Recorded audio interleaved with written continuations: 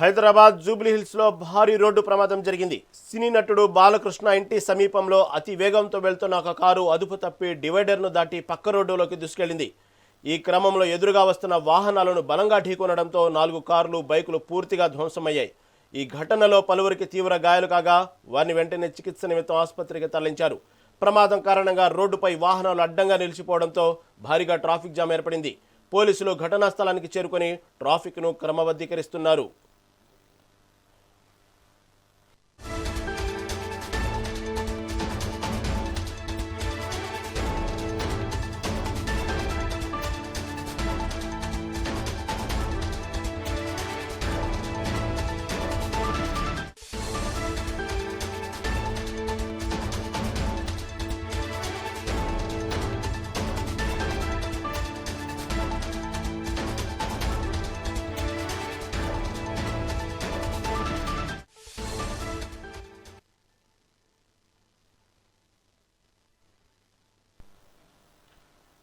హైదరాబాద్ జూబ్లీహిల్స్లో భారీ రోడ్డు ప్రమాదం జరిగింది. సినీ నటుడు బాలకృష్ణ ఇంటి సమీపంలో అతి వేగంతో వెళ్తున్న ఒక కారు అదుపు తప్పి డివైడర్ను దాటి పక్క రోడ్డులోకి దూసుకెళ్లింది.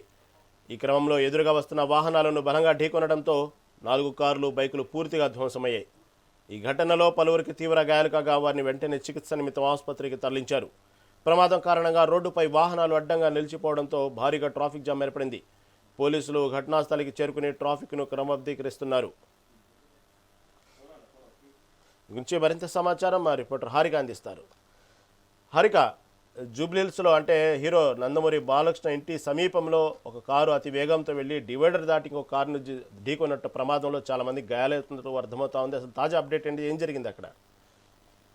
రైట్. హీరో బాలకృష్ణ ఇంటి దగ్గర అంటే రోడ్ నంబర్ 1 ఇటు రోడ్ నంబర్ 45 వచ్చే క్రమంలో ఈ కూడలి దగ్గర ఈ బైక్ ప్రమాదం జరిగిందని అంటున్నారు. అంటే ఒక అంటే స్పీడ్ గా వెళ్తున్న కారు ఇటు బైక్ ఢీ కొట్టుకోవడంతోనే ఇప్పుడు పలువురికి గాయాలయ్యాయి. అయితే ఇప్పుడు ఆసుపత్రికి తరలించినప్పటికీ వారి పరిస్థితి మీద ఇంకా డీటెయిల్స్ రావాల్సింది ఉంది రహీం. ఇప్పుడు మాత్రం రోడ్డు మీద మాత్రం పూర్తిగా ట్రాఫిక్ జామ్ ఏర్పడిందనే చెప్పుకోవాలి. ఎందుకంటే ఈ ఏరియానే కొంచెం ట్రాఫిక్ జామ్ తో కూడుకొని ఉంటుంది. పైగా ఇటు హైటెక్ సిటీ నుంచి వచ్చే ఏరియా కావచ్చు, ఇటు దుర్గం చెరువు నుంచి వచ్చే ఏరియా రోడ్డు కావచ్చు, ఇవన్నీ ఇక్కడే కలుస్తాయి కాబట్టి ఎక్కువ ట్రాఫిక్ ఉండే సమయం ఇక్కడ. ఈ సమయంలోనే ఇటు ఢీ కొనడంతో పూర్తిగా పెద్దగా ట్రాఫిక్ జామ్ అయ్యింది. ఒక గంట పాటు ఇటు పోలీసులు అయితే శ్రమించి పూర్తిగా క్లియర్ చేయడానికి ఆస్కారం వచ్చింది రహీం. అయితే ప్రస్తుతం ఎవరైతే క్షతగాత్రులు ఉన్నారో వారికి ఆసుపత్రికి చేర్చారని వార్తలు వస్తున్నాయి. ఎవరికి ఎటువంటి ప్రాణాపాయం అన్నంత ప్రమాదం అయితే జరగలేదన్నట్టు తెలుస్తూ ఉంది. దానికి సంబంధించిన అప్డేట్ ఏమైనా ఉందా?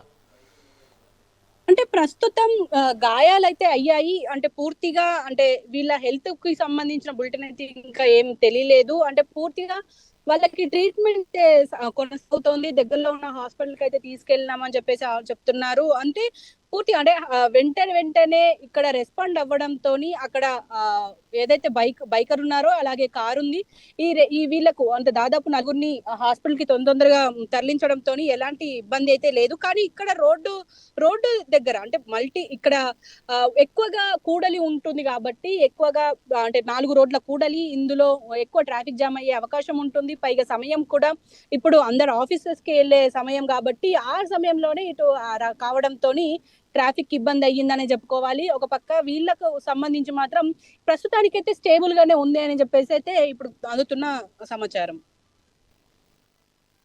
ఎవరైతే అతి వేగంతో వెళ్ళారో ఆ కారు ఎవరిది, అసలు యజమాని ఎవరు, ఆ కారు ఎవరికి సంబంధించింది, అలాంటి ఆధారాలు బయటకు వచ్చాయా? అంటే ప్రస్తుతం ఎలాంటి సమాచారం అయితే లేదు. అంటే ఇప్పుడు ప్రస్తుతం ఒక కారు కంట్రోల్ తప్పిపోవడంతోనే సైడ్ కు రోడ్డుకు తగిలింది అని అంటున్నారు. చాలా వాహనాలను తగిలింది, అందులో మల్టీ కొలీజన్ ఉంది అని చెప్తున్నారు. అయితే గాయపడిన వాళ్ళను మాత్రం ఇప్పుడు వాళ్లకు స్టేబుల్ గానే ఉంది అని అంటున్నారు. మరి వాళ్ళు ఒకవేళ స్పృహలోకి వచ్చిన తర్వాత మరి వాళ్ళు ఎవరు, ఎక్కడి నుంచి వచ్చారు అనేది తెలిసే టైం ఉంటుంది. ఎందుకంటే ఇప్పటికి చూసుకున్నా కూడా కారు మాత్రం ఒక రిచ్ కార్ గానే కనిపిస్తుంది చూస్తుంటే విజువల్స్ లో.